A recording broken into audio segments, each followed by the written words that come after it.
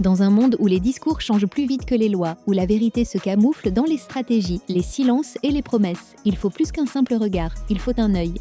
Bienvenue sur l'œil politique. Chaque semaine, nous nous engageons à décrypter l'actualité sociopolitique sans détour. Nous allons au-delà des apparences, explorant les faits, le contexte souvent ignoré et les implications profondes des décisions qui façonnent notre avenir collectif. Notre objectif est de vous offrir une analyse incisive fondée sur la rigueur et la clarté. Ici, la politique n'a plus de masque. Chaque élément révélé vise à éclairer ce que les mots n'affirment pas, pour une compréhension plus juste et plus complète. Africaine, Africains, Camerounaises, Camerounais, rendons-nous dans mon pays natal, le Cameroun. Je voudrais insister aujourd'hui, 7 novembre 2025, sur une scène que certains d'entre vous pourraient ne pas avoir notée, mais qui est pourtant la scène la plus révélatrice de la cérémonie ubuesque organisée hier par le régime criminel corrompu, incompétent, dangereux de Biya Paul, pour le proclamer pour une 8e fois, pour un 8e mandat inconstitutionnel, illégal, illégitime, frauduleux, soi-disant président de la République du Cameroun. Ça s'est passé hier. Mais certains pourraient ne pas avoir suivi ce qui s'est passé. Et si vous ne l'avez pas suivi, écoutez-moi bien. Le docteur des preuves est au travail. Nous allons procéder en 2 moments. Premier moment, je vais vérifier que chacun d'entre vous a bien entendu ce qui s'est passé. La scène dont je parle dure à peine 1 minute. Et dans cette scène, on entend très clairement Paul Biya, le vieillard de plus de 92 ans qui s'accroche au pouvoir au Cameroun. On l'entend en dialogue avec son aide de camp.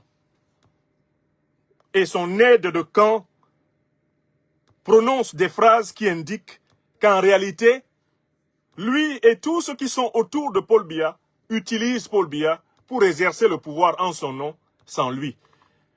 La scène que vous allez voir prouve que M. Paul Biya, l'individu Paul Biya, n'exerce plus depuis très longtemps la réalité du pouvoir. Il est utilisé par sa femme, Chantal Pulchéry Biya, son fils, Franck Emmanuel Biya, ils étaient tous autour de lui en embuscade. Il est utilisé par les généraux des forces spéciales de l'armée. Il est utilisé par les principaux présidents d'institutions qui, pour beaucoup, sont d'ailleurs aussi vieux que lui. Il est utilisé pour exercer le pouvoir en son nom. Car l'homme que nous allons entendre révèle très bien qu'il est déboussolé.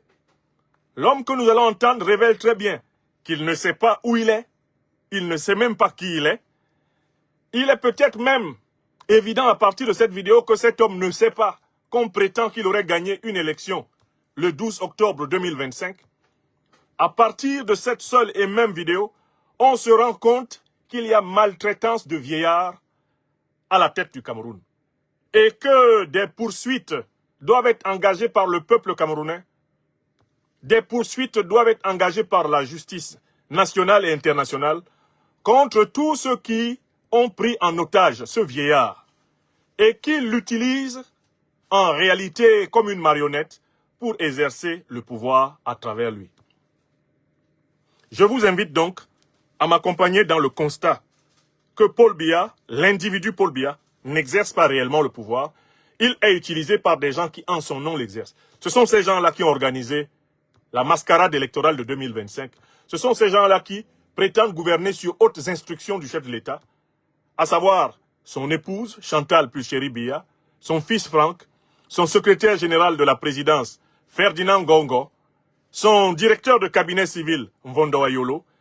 Tous les principaux chefs de l'armée et tous les membres de ce gouvernement sont en réalité complices d'une manipulation, d'une maltraitance de vieillards, d'une instrumentalisation de vieillards, qui est une humiliation de plus aux normes de l'humanité, de la civilisation africaine du Cameroun.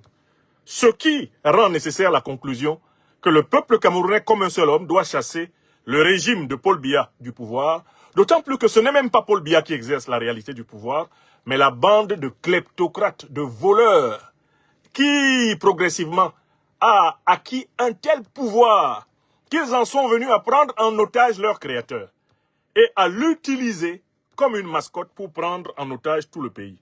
Ce sont eux qui précisément sont en train de préparer une succession en faveur du fils du dictateur, à savoir Franck-Emmanuel Biya, et au prix d'une manipulation ubuesque, une manipulation abjecte et absolument flagrante de la pseudo-constitution du pays. Commençons donc par écouter la conversation entre M. Biya Paul et son aide de camp. Au moment où Kava Yegye Djibril se lève pour faire prêter serment et prononce la formule de serment à laquelle Paul Biya devrait répondre normalement debout. Car s'il avait toute sa tête, il saurait que au moment de prêter serment, selon le protocole, on se tient toujours debout. Biya ne le sait pas, parce qu'il ne sait pas que celui dont on dit qu'il a été élu, c'est lui. Écoutons ce qui se passe hier, 6 novembre, au palais du Cameroun. Au palais, du Parlement du Cameroun. Un palais qui s'appelle malheureusement Paul Biya et qui sera débaptisé dès que le tyran sera chassé. Toutes les institutions qui portent le nom de ce tyran seront débaptisées, comme toutes celles qui ont été consacrées à son prédécesseur, non moins coupable du génocide de plus d'1 million de Camerounais aux côtés de l'armée coloniale française. Tous ces gens-là, on va enlever leur nom sur le nom des institutions du Cameroun pour que les mânes ancestraux nous bénissent et que le pays se redresse. Ils seront tous gommés de l'espace public. Donc, l'hémicycle appelé abusivement Paul Biya de Yaoundé cessera de l'être dès lors que le régime du RDPC sera chassé du pouvoir. Mais avant d'y venir, venons-en au fait. Le fait. Allez, monsieur Biya, allez-y. Voici venu le moment tant attendu, le moment de votre serment.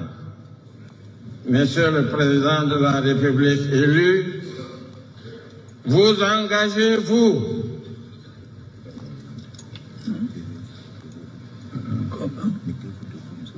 Mettez-vous debout, Monsieur le Président. Je dois me lever.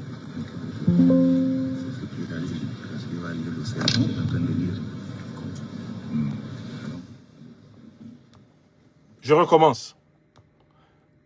Après, je vais vous faire écouter par téléphone ici. On recommence. On recommence. On recommence la séquence. Allons-y.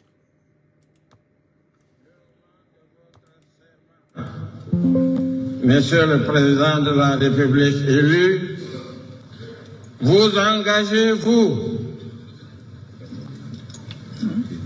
Levez-vous. Comment? Mettez-vous debout. Maintenant, je dois me lever. Levez-vous. Il est en train de lire le serment. Levez-vous. Bon, je vous fais écouter une deuxième version de cette honte. De cette honte publique vécue par le peuple camerounais hier. Cette fois-ci avec ce petit téléphone en main. En espérant que vous entendiez. Monsieur le Président de la République élu, vous engagez-vous? Levez-vous. Comment? Mettez-vous debout. Maintenant, je dois me lever. Qui va lire le serment? Bon, je vous retranscris le discours et vous retrouverez la vidéo sur ma page Facebook pour pouvoir l'écouter dans des meilleures conditions d'écoute par vous-même. Mais nous avons relevé tout le contenu du dialogue. Voici le dialogue qui a été ébruité précisément et qui est en fond sonore du propos du président de l'Assemblée nationale en train de prononcer le serment. L'aide de camp dit ceci: levez-vous, levez-vous, mettez-vous debout, Monsieur le Président de la République. Paul Biya répond à son aide de camp. Comment? Comment? L'aide de camp dit: mettez-vous debout, Monsieur le Président de la République. Il est en train de lire le serment. Et Paul Biya répond encore à l'aide de camp. Maintenant, je dois me lever. L'aide de camp lui dit: oui, Monsieur le Président de la République, maintenant. Il est en train de lire le serment. Voilà les propos prononcés publiquement par Paul Biya et son aide de camp et qui ont été enregistrés par la grâce de nos ancêtres dans les micros de la République du Cameroun. Quelle est l'analyse honnête qu'il faut faire de ces propos? L'analyse honnête qu'il faut faire de ces propos, c'est que l'individu appelé Paul Biya, à un moment donné, ne savait plus ce qu'il faisait dans la salle de l'hémicycle du Parlement du Cameroun. L'individu nommé Paul Biya ne savait pas qu'il était en train d'assister à une cérémonie de prestation de serment d'un président de la République du Cameroun. Ça, c'est la deuxième information évidente. Troisième information évidente, l'individu nommé Paul Biya ne savait pas que le président de la République élu, dont parle à très haute voix le président de l'Assemblée nationale, Kavaï Yegué Djibril, ce président-là, c'est lui, Paul Biya. Paul Biya pensait qu'on parlait de quelqu'un d'autre. Quatrième information évidente, Paul Biya ne sait pas précisément que c'est de lui qu'il est question. Voilà pourquoi il ne se lève pas. Puisque un Paul Biya, possédant ses facultés mentales, saurait que, et cela il est dans le protocole d'État depuis 1961, un Paul Biya, possédant ses facultés mentales, saurait se lever au bon moment pour prêter serment. Par ailleurs, n'oublions pas que l'homme a eu à l'origine une formation de juriste. Donc, il n'y a aucun doute qu'un Paul Biya, possédant toutes ses facultés mentales, n'aurait jamais dégamé. D'accord? Mais ce qui est intéressant ici, c'est de voir que Paul Biya est forcé. Il est littéralement forcé par l'aide de camp à se lever, sans avoir compris pourquoi il doit se lever. Il obéit à l'aide de camp parce que l'aide de camp insiste. Vous devez vous lever. Levez-vous. Il est en train de lire le serment. Alors, un certain nombre de gens malhonnêtes peuvent dire que ça s'est passé comme ça parce que Paul Biya a des problèmes d'oreille. Ce n'est pas vrai. Ce n'est pas un problème d'oreille. Quel que soit le degré de surdité de Paul Biya, il n'est pas entièrement sourd. Et Kavaï Yegué Djibril s'exprime dans un micro qui est entendu au fond d'une salle de plus de 2000 personnes. Paul Biya, qui est à côté de lui, ne peut pas revendiquer sa surdité liée à son âge avancé comme argument. Paul Biya entend bel et bien Kavaï Yegué Djibril parler, mais Paul Biya ne comprend pas que c'est de lui qu'on parle. Ceux qui tenteront de dire que c'est juste parce qu'il a des problèmes d'oreille sont des menteurs. Paul Biya a bel et bien entendu. La preuve qu'il a entendu, son aide de camp parlait à plus petite voix que Kavaï Yegué Djibril. Mais Paul Biya était capable quand même d'entendre ce que son aide de camp lui disait. Levez-vous. Vous avez remarqué que l'aide de camp parlait à basse voix et que Kavaï Yegué Djibril parlait à haute voix. Quelqu'un qui est capable d'entendre, quelqu'un qui lui parle à basse voix à l'oreille, n'est-il pas capable d'entendre quelqu'un dont la voix résonne dans un micro dans toute la salle? Il entendait, mais il ne comprenait pas. D'ailleurs, il obéit aveuglément à son aide de camp parce que son aide de camp, c'est lui qui s'occupe de son corps. Il lui obéit parce que c'est ce type-là qui dispose de lui. Et je vous inviterai à regarder la suite de la vidéo que je suis en train de commenter. Car quand Paul Biya se lève, l'autre sénile qui est à la tête de l'Assemblée nationale et qui n'est pas non plus maître de ses facultés mentales commence à déblatérer en faisant des considérations privées qui ne sont pas rédigées dans le protocole d'État. Ce qu'il faut savoir, c'est que la cérémonie de prestation de serment est entièrement écrite dans un document que lit le président de l'Assemblée nationale. Biya Paul même serait capable de savoir la phrase que doit prononcer le président de l'Assemblée nationale en suivant le rituel de la cérémonie. Tout est écrit d'avance. Or, même le vieux Kavaï Yegué Djibril commence à radoter. Il va radoter plusieurs fois. D'abord, le stylo avec lequel il fait signer Paul Biya pour son serment, il dit qu'il tient à ce que Paul Biya garde ce stylo pour qu'on ne dise plus que c'est quelqu'un d'autre qui fait les nominations. Mais c'est un aveu. C'est un aveu au sommet de l'État qu'on sait très bien que ce n'est plus Biya qui exerce le pouvoir depuis très longtemps, mais la fameuse formule sur hautes instructions du chef de l'État. Mais on continue. Le même Kavaï Yegué Djibril, lui-même en âge très avancé et en sénilité critique, continue à faire des blagues qui n'ont rien à faire dans une cérémonie de cette solennité. Il dit que maintenant, le président Biya va aller rejoindre son épouse, qui l'attend. Et il pointe l'épouse, qui bien sûr est en embuscade en face. Au lieu de s'en tenir à cela, Kavaï Yegué Djibril reste au micro pour déblatérer encore. Trop joyeux de la reconduction de leur gérontocratie, Kava Yeguié est en roue libre. Et là, il dit, tout le monde sait que je suis l'ami de Madame Paul Biya. Et quand Kava Yeguié prononce cette phrase, qui ne fait pas partie du protocole d'État, Paul Biya est debout devant lui. Il regarde Kava Yeguié, il l'entend, mais il ne le comprend pas non plus. C'est à ce moment, et je vous demande de regarder la suite, que le protocole d'État intervient pour demander à Kava Yeguié Djibril de ne plus parler. Vous verrez bien la scène. Le protocole vient auprès de Kavaï. Monsieur le Président, c'est bon. Le Président s'en va. Ne parlez plus. Ne parlez plus. C'est bon. On vient demander à Kavaï de la boucler.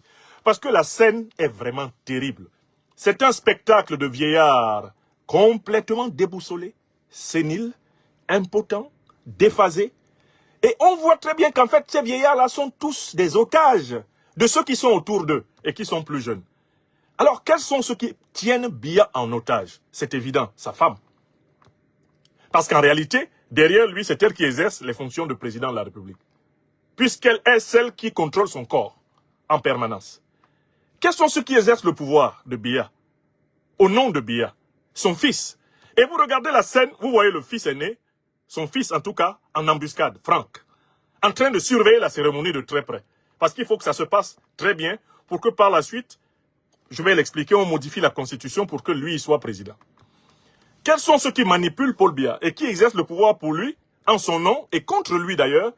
C'est son secrétaire général à la présidence de la République, Ferdinand Gongo, à qui il a fait une délégation de pouvoir scandaleuse depuis plusieurs années. Qui exerce le pouvoir au nom de Biya Paul? Son directeur de cabinet civil et non moins neveu, Mvondo Ayolo. Qui exerce le pouvoir à la place de Paul Biya? Bien sûr, les chefs des unités les plus opérationnels de l'armée, la garde présidentielle, le BIR, la sécurité militaire, les renseignements généraux. Ils exercent le pouvoir, chacun interprétant à sa façon ce qu'ils appellent les hautes instructions du chef de l'État. En réalité, Paul Biya, l'individu Paul Biya n'exerce pas le pouvoir. Vous avez bien vu que cet individu n'est pas maître de toutes ses facultés mentales. Quand ces facultés mentales sont en extinction maximale, vous voyez, ce sont ces gens-là que vous avez vus autour de lui qui exercent le pouvoir. Ces gens-là qui le manipulent, qui le trimballent de cérémonie en cérémonie. Ces gens-là qui vont l'amener à Genève pour lui faire ses transfusions sanguines habituelles, son rabibochage, etc. Ces gens-là qui le traînent partout, qui l'utilisent en réalité, ce sont eux qui exercent le pouvoir. Ce sont ces gens-là qui préparent maintenant leur prochain coup d'état civil contre le Cameroun, après celui-ci, parce que eux, ils font le coup d'état civil permanent. C'est la modification de la constitution du Cameroun. Ils veulent modifier la constitution du Cameroun pour créer des fonctions de vice-président de la République. Ils veulent attribuer une fonction de vice-président de la République au fils de Biya, Franck, que vous avez bien vu en embuscade pendant la cérémonie. Ils veulent attribuer plusieurs postes de vice-président de la République pour donner l'impression d'une relève générationnelle.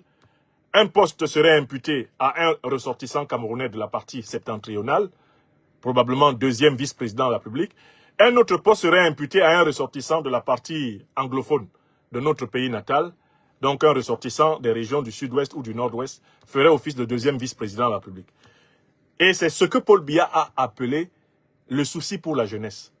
Quand il dit qu'il va consacrer le 8e mandat inconstitutionnel qui s'est octroyé, qui lui a été imposé en réalité par la bande de voyous qui l'entourent, ils veulent dire, et ils ont fait dire à Paul Biya qu'il va y avoir des changements constitutionnels permettant de baliser la confiscation du pouvoir, la monarchisation du pouvoir, la dynastisation du pouvoir.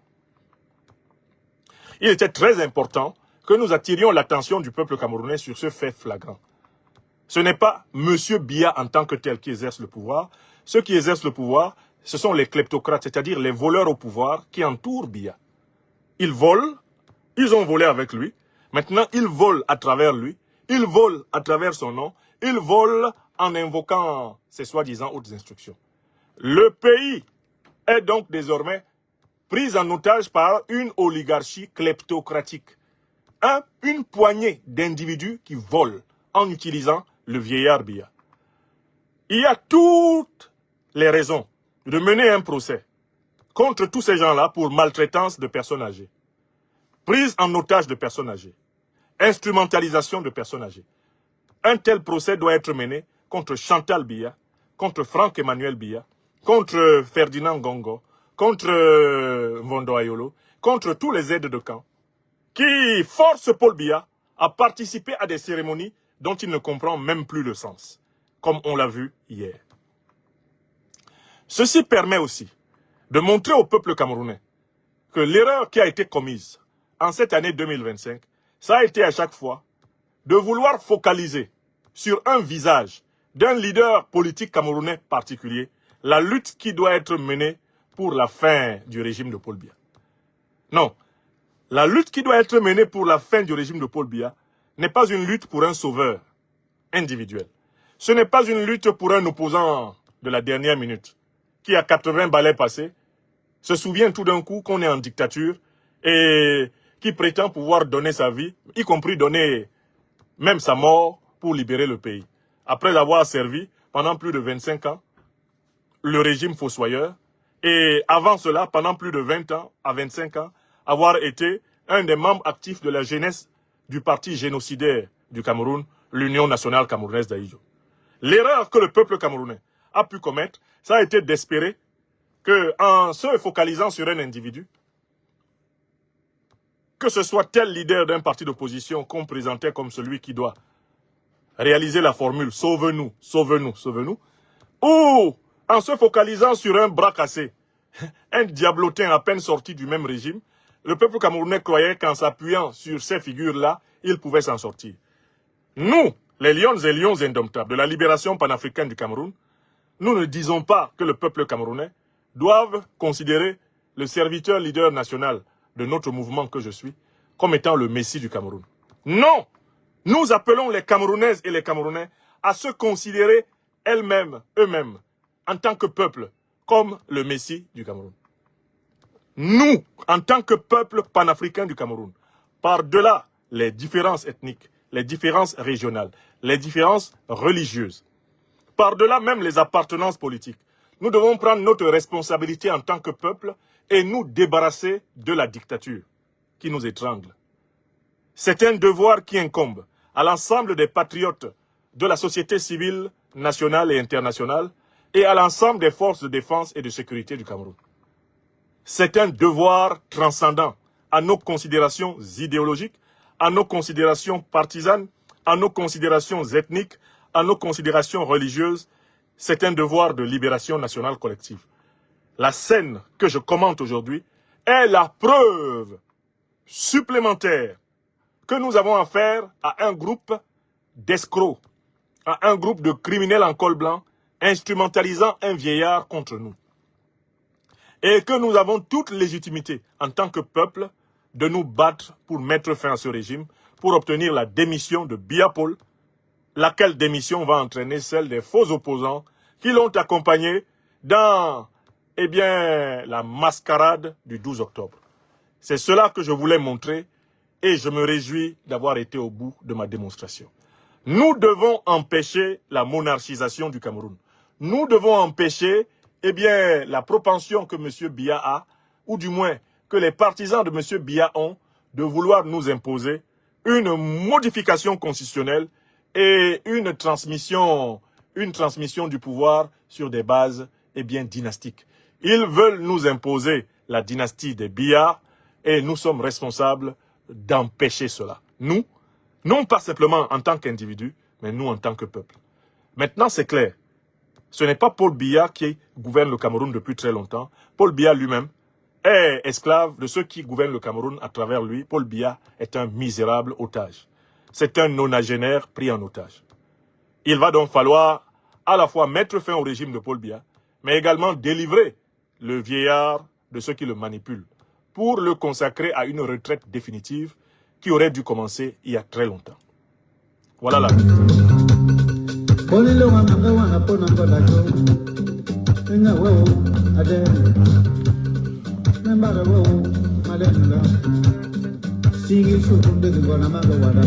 Donc ce ne sont pas les villes mortes qui vont chasser M. Biya du pouvoir.